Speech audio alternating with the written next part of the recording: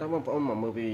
ដេអូនេះពិតជាលយប្លែកមែនតើមកមើលគេធ្វើតម្លើងពុំយើងនេះហ៎បងប្អូនតម្លើងពុំធ្វើឥដ្ឋណាឥដ្ឋយើងហ្នឹងយើងមកមើលពីវិធីសាស្ត្រគេធ្វើទាំងអស់គ្នាបងប្អូន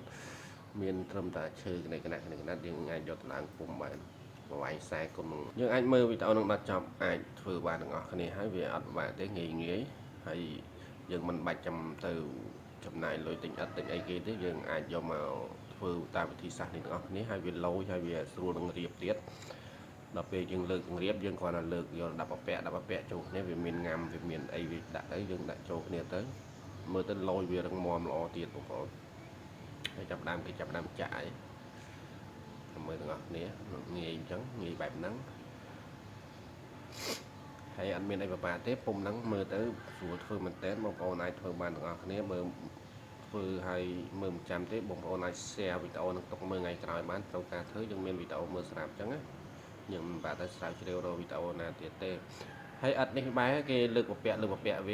លើកយើងលើកនឹងរៀបពពាក់វាតាមងាំវាដាក់ចូលគ្នាភ្លក់មកអត់ពិបាកញ៉ៃច្រើនទេដាក់ទៅដឹងត្រង់មកអត់វីដេអូនោះមានតែប៉ុណ្្នឹងទេដើម្បីតាមដានវីដេអូថ្មីសូមជួយ follow page ម្នាក់មួយអរគុណច្រើន